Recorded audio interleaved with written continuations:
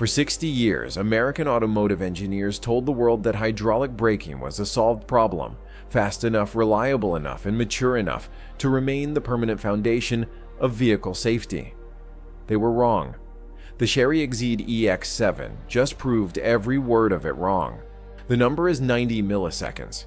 That is how long the Exeed EX7's electromechanical braking system takes from the moment your foot touches the pedal to the moment full caliper force clamps the rotor. The Jeep Grand Cherokee, the most awarded SUV in American history, needs 300 milliseconds to complete the same action.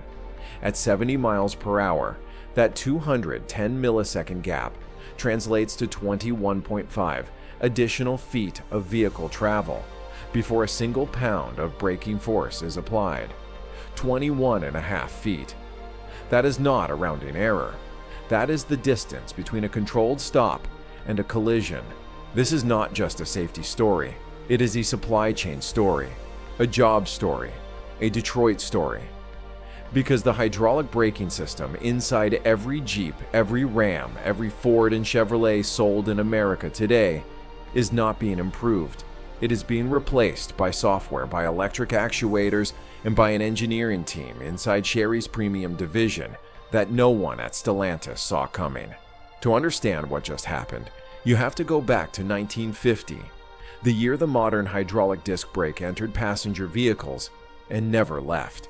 It was a legitimate engineering triumph. Hydraulic pressure transmitted through sealed fluid lines converted the modest force of a human foot into hundreds of pounds of clamping force at each wheel. The system was simple, scalable, and by every standard, the industry had fast enough. Over the following 7 decades, American engineers refined it better. Fluid chemistry, larger rotors, more pistons per caliper, electronic ABS modulation. The 2026 Jeep Grand Cherokee represents the culmination of that work. 4-wheel hydraulic disc Bosch ABS, running at 100 Hz, and an optional Brembo package that commands a $2,200 premium. It is by every internal Stellantis metric the best hydraulic braking system the company has ever built. That confidence was not arrogance, it was earned. For 60 years, no alternative architecture achieved production viability at automotive scale. Electronic brake-by-wire prototypes appeared in laboratories through the 1990s and 2000s and failed. Actuator reliability at automotive temperatures, electromagnetic interference from adjacent systems, and fail-safe redundancy requirements all made the transition seem technically impossible before its time. The hydraulic system kept improving. The alternative kept failing.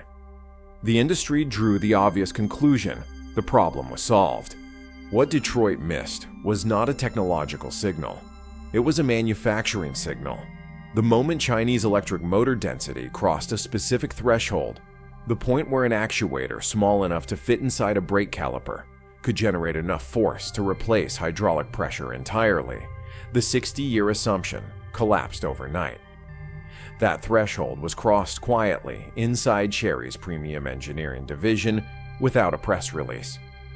By the time the Western automotive press noticed the Exeed EX7 was already in production, the world's first mass production vehicle shipping with full electromechanical braking as standard equipment. Here is the physics problem that no amount of engineering refinement has ever solved inside a hydraulic system. When your foot depresses the brake pedal, you are not applying force directly to the wheel. You are compressing fluid inside a master cylinder which transmits that pressure through several feet of brake line, which activates a slave cylinder at each caliper, which then clamps the rotor. Every one of those steps takes time. The fluid must pressurize. The lines must transmit. The caliper must travel. At full system activation from pedal input to maximum clamp force, the fastest hydraulic brake circuit in a production vehicle today completes the sequence in 300 milliseconds. The Jeep Grand Cherokee's Brembo package, 300 milliseconds. Ford Explorer's hydraulic system, 310 milliseconds. The physics of fluid transmission sets a ceiling, and 60 years of refinement have not broken it. The Exceed EX7's EMB removes every one of those steps. There is no master cylinder, no brake fluid, no transmission lag. An electric signal travels from the pedal sensor to the wheel actuator at the speed of electronics, and a purpose-built electric motor clamps the caliper in 90 milliseconds.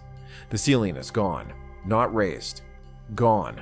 At 70 miles per hour, the difference is 21.5 feet. At 80 miles per hour, the actual average speed on American interstates, it becomes 24.6 feet. That is the length of a full-size pickup truck. The Grand Cherokee's award-winning braking system leaves one full truck length of uncontrolled vehicle travel on the table every single panic stop by design.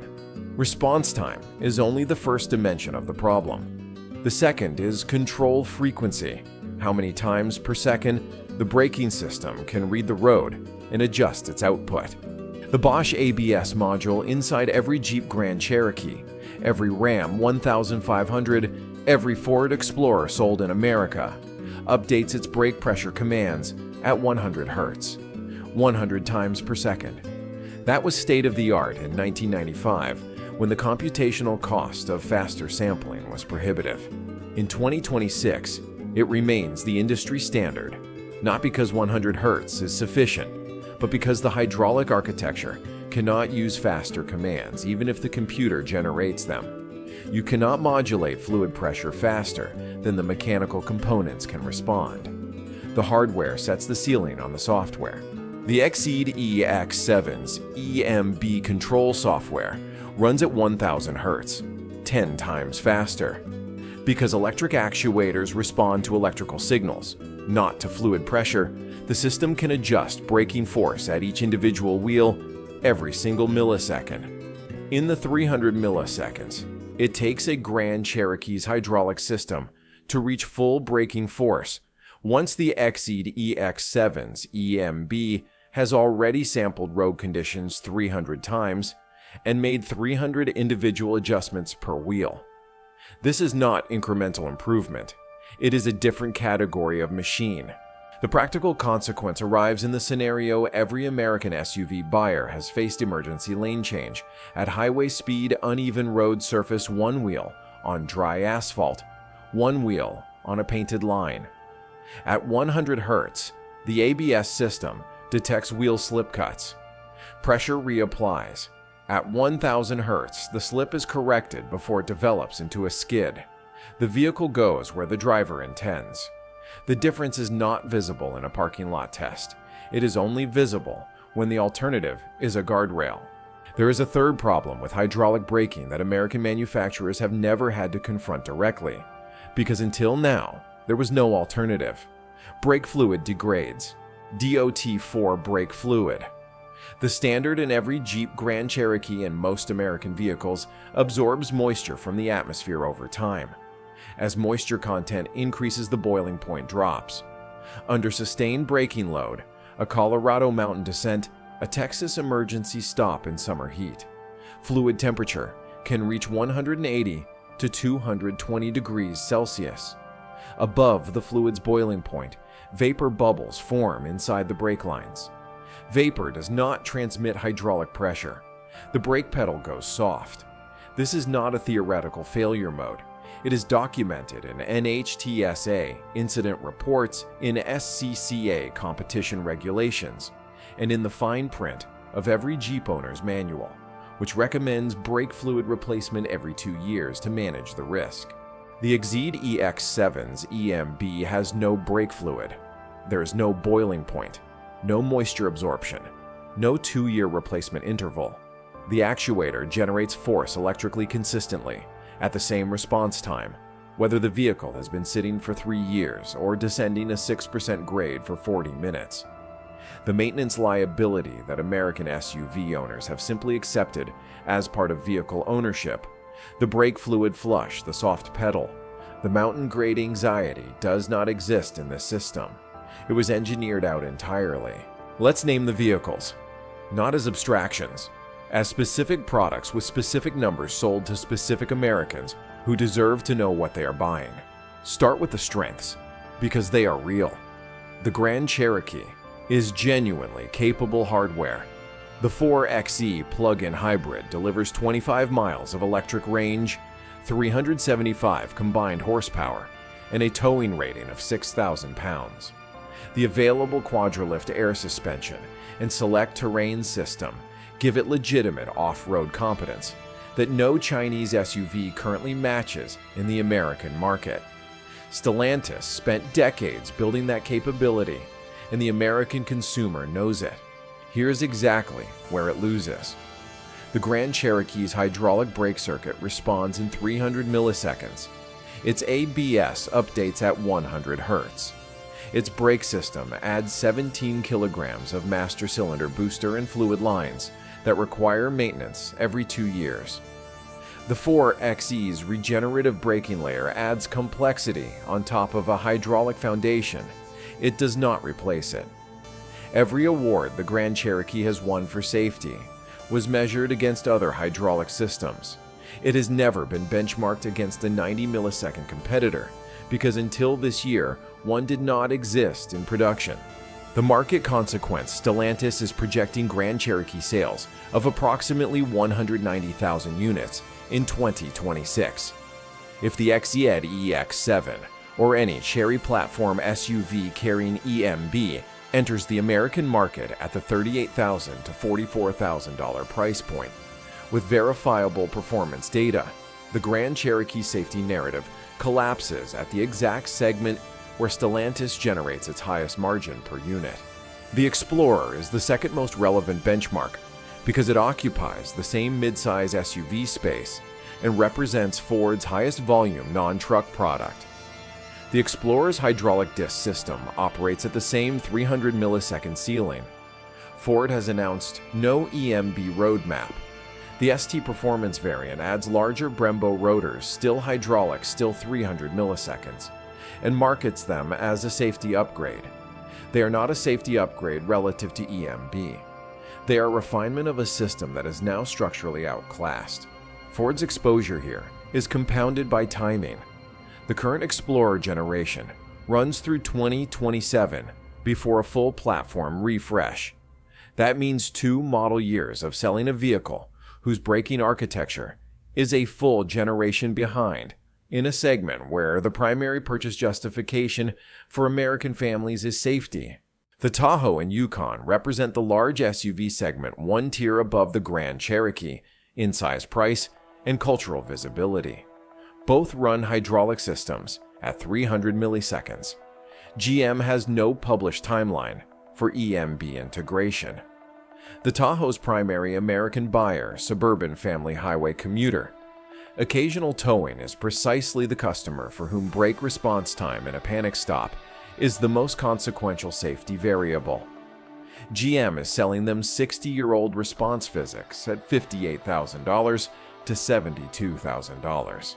The braking system is a symptom. The supply chain is the disease. Every hydraulic braking component inside an American vehicle, the master cylinder, the ABS module, the caliper hardware. The brake booster runs through a Tier 1 supplier network dominated by 3 European companies, Bosch Continental and ZF. Combined, they control an estimated 71% of the global automotive brake system market. Their manufacturing footprint in the United States represents thousands of jobs in Ohio, Michigan, and Indiana. Their technology roadmaps filed with OEM partners through 2030 assume hydraulic architecture remains the production standard. They have been correct for 60 years. The question is whether they will be correct for 6 more. EMB does not require a master cylinder. It does not require brake lines. It does not require the specialized fluid chemistry that has sustained an entire supply chain subsidiary of the petrochemical industry. What it requires is electric motors, small high torque, precision wound, and software. The motor supply chain for EMB runs through a completely different geography, rare earth magnets from China, precision winding facilities in China, and South Korea software architecture developed in China. A transition from hydraulic to electromechanical braking is not just a technology transition. It is a supply chain transfer from Bosch's Stuttgart headquarters to a parts ecosystem that American trade policy has spent 3 years trying to contain. Tariffs in this context operate on the wrong variable. A 100% tariff on Chinese vehicles prevents a Chery Exceed EX7 from entering the United States as a finished product. It does not prevent Chery's EMB actuator design from being licensed to a Tier 1 supplier with American manufacturing presence. It does not prevent a joint venture between a Korean parts maker and an American OEM from producing EMB components at an IRA-compliant facility in Georgia. The technology does not need to cross the border in a vehicle. It crosses in a patent license, in an engineering collaboration agreement, in a component supply contract. By the time the tariff conversation ends, the transition has already happened underneath it. The job's impact is structural, not cyclical. The Bosch brake manufacturing facility in Broadview, Illinois, employs approximately 1,400 workers producing ABS modules and hydraulic brake components. The Continental Brake Plant in Morganton, North Carolina, employs roughly 900. These are not assembly workers who can be retrained to produce electric motors in 6 months. The machining tolerances, the materials knowledge, the quality systems. They are specific to hydraulic architecture. A transition to EMB does not retrain this workforce. It displaces it on a timeline that no current federal workforce policy has acknowledged, because no current federal workforce policy has acknowledged that EMB exists. What happens next depends not on tariffs, but on whether American engineering culture can move faster than it has in the last 40 years. Here is what the record shows. For 60 years, the hydraulic brake circuit inside every American vehicle has operated on a 300 millisecond response floor, a physical ceiling set not by ambition, but by the speed of fluid through steel lines. That floor was accepted as permanent because no production alternative existed. It was defended as sufficient because the vehicles competing against it shared the same limitation. It was institutionalized in federal safety standards, in Tier 1 supplier contracts, in OEM platform commitments, extending through the end of this decade. The Chery Exceed EX7's EMB responds in 90 milliseconds. That number is not a prototype figure. It is not a laboratory result. It is the production specification of a system shipping in vehicles today, tested, certified, and already accumulating real-world miles on roads that are not in America, but whose data will arrive in American boardrooms before the next platform cycle closes. The 60-year assumption is not being challenged. It has been answered. The 210 millisecond gap between what American SUVs deliver and what is now possible is not a competitive disadvantage that Stellantis or Ford can engineer away before their next model refresh. It is a structural fact embedded in the hydraulic architecture of every vehicle on American roads that will compound with every mile driven until the industry acknowledges it, or the market forces the acknowledgement instead. The question is not whether electromechanical braking works. The data says it does. The question is whether Stellantis, Ford, and General Motors will still be leading the American safety conversation or following it when EMB becomes the standard their customers demand. Detroit has been in that position before. It did not end well.